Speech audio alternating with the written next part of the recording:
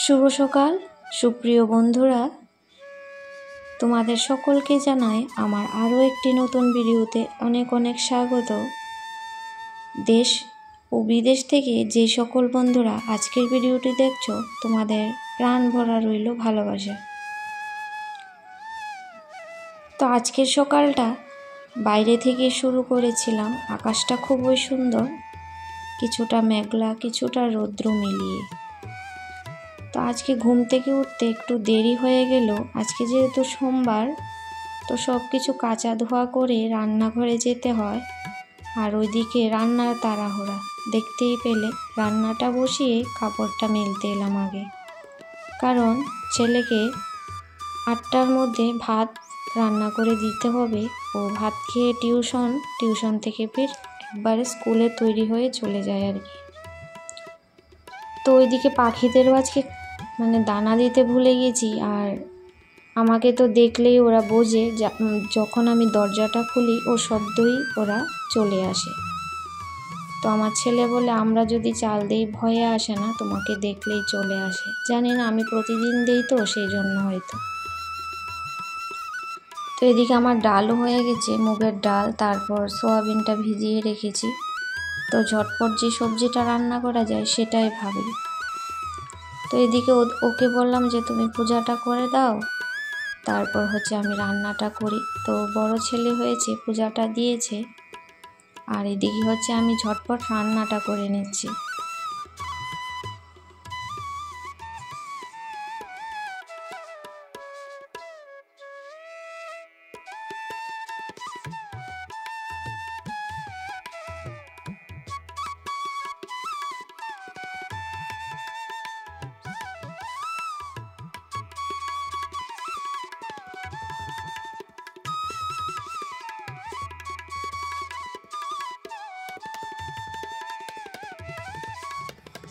সংসার কথাটা কিন্তু একদম ছোট, আর তার দায়িত্ব এতটাই বড় যে কাঠটাও ছোট পড়ে যায়।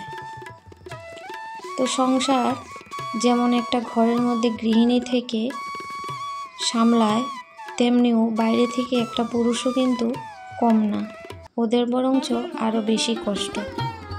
তো সংসারের দায়িত্ব আর চাপ দুটোটাই ব্যালেন্স করে যদি কেউ চলতে পারে, তাহলে কিন্তু জীবনে সুখী। সব কিছুর সাথে তাল মিলিয়ে চলতে পারলেই, সংসারে সব কিছু মেনে নিতে পারলেই সব কিছু সুখময়। তা আজকে সকালটা এত দেরি হয়ে গেছে যে জল খেতে আমি ভুলে গেছি। আর আমার সারাদিন না খেলেও খাওয়ার নিয়ে শরীরে কিচ্ছু হয় না, কিন্তু জল আমাকে খেতেই হয়। উপোস থাকলেও জলটা আমাকে খেতেই হয়। আমি জল না খেয়ে পারি না, আমার শরীরে অনেক সমস্যা দেখা দেয়। তো সেই জন্য জলটা আজকে অনেকটাই দেরি হলো, তাও কাজের ফাঁকে লেবু জলটা খেয়ে নিলাম। তো আজকে সকালটা খুব রোদ্দুর, অনেক দিন পরে রোদ্দুর হয়েছে, আর গরমও ছিল। আমি স্নান করে যেহেতু সাথে সাথে রান্নাঘরে এসেছি, আমার পুরোটাই জামা কাপড় ভিজে জল হয়ে গেছে। তো ইচ্ছে তো করছিল সকালবেলায় ফ্রিজের জল খাই, কিন্তু গরম জলটা যে খাওয়া অবশ্যই দরকার সকালে। আর এভাবে সোয়াবিন রান্না করলে খুবই টেস্টি হয়। লুচি, পরোটা, রুটি, ভাতের সাথে ভীষণ ভালো লাগে। তো সোয়াবিনটা তো আমি বেশি পছন্দ করি না, তো ওরা পছন্দ করে। আর ভাতটা কিন্তু ঠান্ডা হওয়ার জন্য আগে থেকেই আমি থালে রেখে দিয়েছি। অর্ধেকটা বাটিতে দিলাম, আর অর্ধেকটা ও খেয়ে যাবে।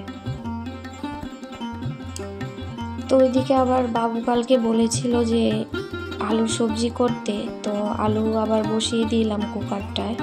তো ওই একবারেই দিতে পারতাম তখন, কিন্তু দেরি হয়ে যাবে, কখন কাটবো কখন দেব, সেই জন্য দুটো আলুই তখন দিলাম। আর এই যে এখানে আমার রান্নাটা কিন্তু শেষ। সোয়াবিনটা হয়েছে পটল আর ছোলার ডাল আলু দিয়ে করেছি, দেখতেই পেলে। ভয়েসটা যেহেতু দিচ্ছি পরে, আমার প্রশংসা আর কে বলবে, নিজের প্রশংসা নিজেই করি। সবজিটা কিন্তু খুব ভালো হয়েছিল। তারপর অনেকটাই সকাল, আমার রান্না কিন্তু শেষ। তখন 8:30টার উপরে বাজে। তখন একটু চা খেয়ে আবার লেগে গেছি। তারপর আবার ছেলেকে গিয়ে 10টার সময় আনতে হবে, ছোট বাবুকে। তো ওই সময়টার মধ্যে ভাবছি 1 ঘন্টা আধা ঘন্টার উপরেই আছে, ততক্ষণ পর্যন্ত যতটুকু করতে পারি করে নিই।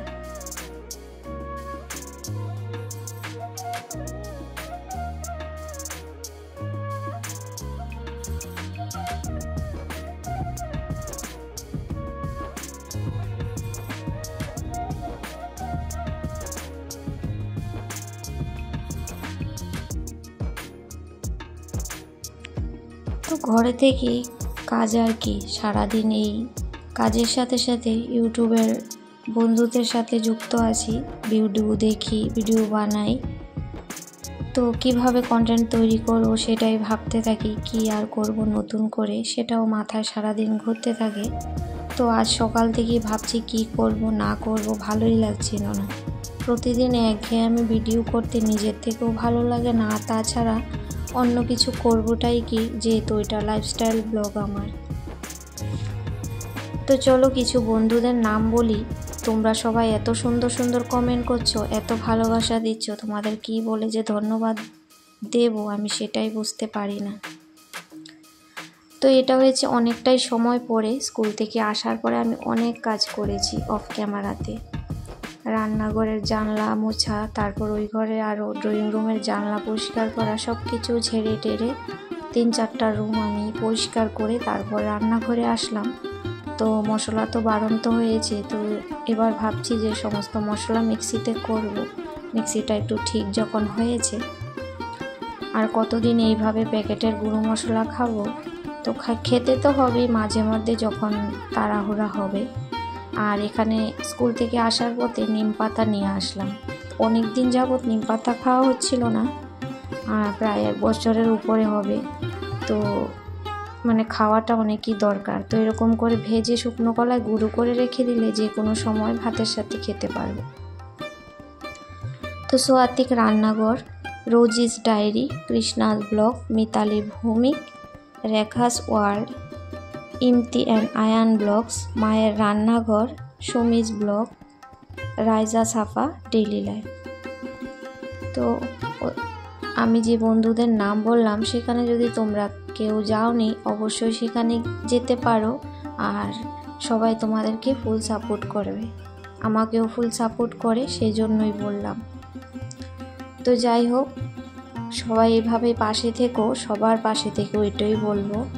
সবাই যদি আমরা হাতে হাত মিলিয়ে একে অপরকে সাপোর্ট না করি তাহলে আমরা কোনো দিনই যেতে পারবো না।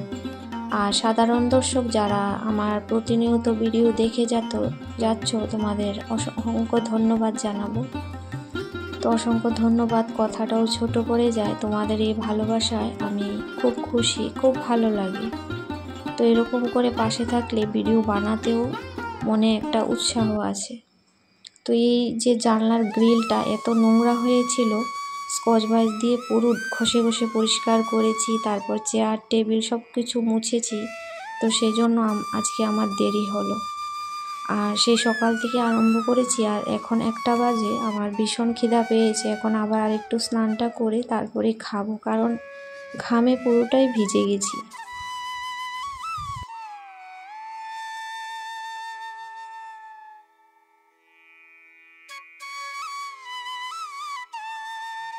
আর একটা খুশির খবর, সেটা হয়েছিল এইটা, এই দেখেছো উচ্ছে গাছটা আমি কিন্তু তোমাদের সাথে একদিনও শেয়ার করিনি, আর গাছটা দেখতে এতটাই সুন্দর হয়েছে কি বলবো।